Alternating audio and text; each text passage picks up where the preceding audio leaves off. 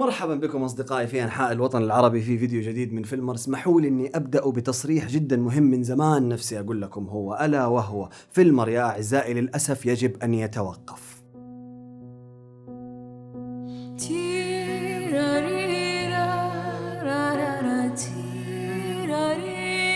عن مراجعة الأفلام والمسلسلات المحلية والعربية، والسبب باختصار هو تضارب المصالح، ولكن هذا لا يعني أنه ما نستمر في مراجعة الأعمال العالمية وننصح بالأعمال المحلية اللي نشوفها تستحق المشاهدة. لذلك اليوم فيلمر سيتحدث عن فيلمين سعودية جيدة ألا وهم حد الطار و40 عاما وليلة، ومسلسلين سعودية أيضا تستحق المشاهدة اللي هم رشاش ومحافظة مسامير.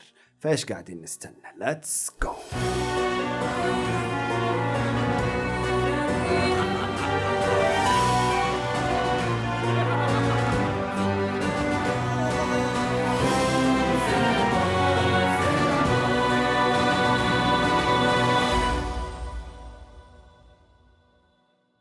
نبدأ يا أصدقائي بالتوصيات، وخلونا نتذكر إنها توصيات مش مراجعة ولا نقد. كل عمل حنتكلم عنه في هذا الفيديو أكيد فيه وعليه، بس إحنا هنا ما إحنا جايين ننتقد، إحنا جايين نقول لك إيش هي هذه الأعمال ونعدد لك الأسباب اللي خلتها تستحق المشاهدة. ويلا نبدأ بفيلمنا الأول.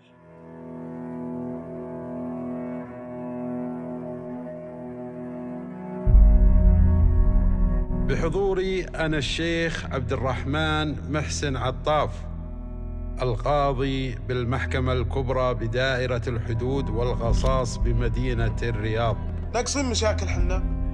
لا يكون بدرية وبنتها علموك على المواويل بعد مواويل بدرية تنشرب بفلوس. حد الطار قصة دايل ابن السياف اللي يقع في حب شامة بنت الطقاقة في حي شعبي في مدينة الرياض، مليان تناقضات وقصص. بمدة عرض 1.5 ساعة، إنتاج أفلام برودكشنز وSBC، كتابة مفرح المجفل وإخراج عبد العزيز الشلاحي. واخترنا حد الطار في هذا الفيديو لأنه أحد التجارب القليلة الناضجة في مساحة الفيلم السعودي الطويل. القصة مرتبة كتابة وصورة، والأداءات التمثيلية يا جماعة في هذا الفيلم معظمها يمل العين ويوريك إنه عندنا قدرات تمثيلية كامنة تستنى الورق الممتاز. الفيلم فاز بجوائز متعددة في مهرجانات زي مهرجان القاهرة ومهرجان أفلام السعودية، وموجود الآن على نتفليكس. أطلب منك إنك تروح تشوفه، ولو أوريدي شفته في السينما أرجوك تكتب لنا رأيك فيه تحت في التعليقات، عشان حننتقل الآن لفيلمنا الثاني.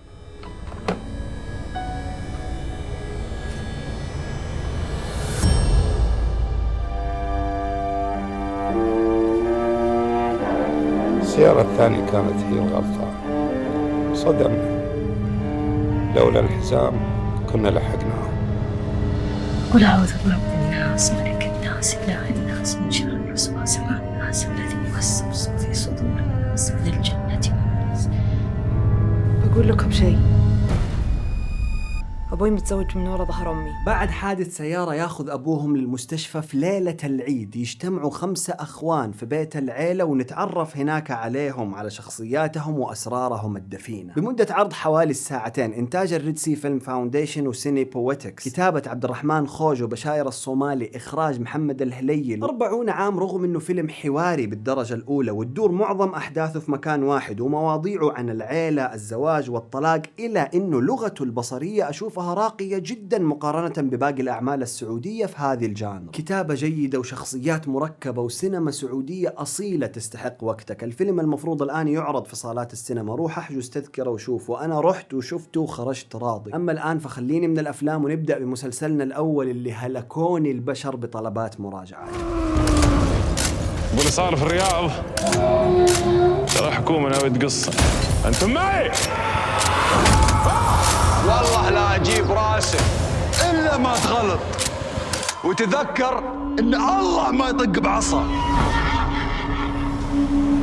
السلام عليكم، أنا رشاش، توني سرقت محل في سوق الذهب، وإذا في راس أمكم خير جيبوني. القصة المبنية على الأحداث الحقيقية للمجرم وقاطع الطرق السعودي الأشهر في الثمانينات رشاش، وجهود رجال الأمن في القبض عليه. موسم واحد بمجموع 8 حلقات من إنتاج MBC ستوديوز، وكتابة ريتشارد بيلامي، توني جوردن وسهى خليفة، وإخراج المخرج البريطاني المعروف كولين تي. رشاش يا أحبائي من الآخر من أضخم الإنتاجات المحلية، إن لم يكن أضخمها ميزانية وقدرة إنتاجية. على مستوى الصورة شغل خواجات يا حبيبي، حبيبي الأكشن من جد أكشن، والسسبنس مو لعب. أخيرا تحس إنه وصلنا لمرحلة نقدر نقدم فيها حاجة بعيدا عن دراما الحوارات والكوميديا وتكون معتبرة حقيقية مصدقة. المسلسل موجود كامل الآن على منصة شاهد، أنصحك تروح تشوفه بلا تردد. أما الآن فتعال لمسلسلنا الأخير اللي كان مفاجأة بالنسبة لي. الحرب أول ما تكون فتية تسعى بزينتها لكل جهول، حتى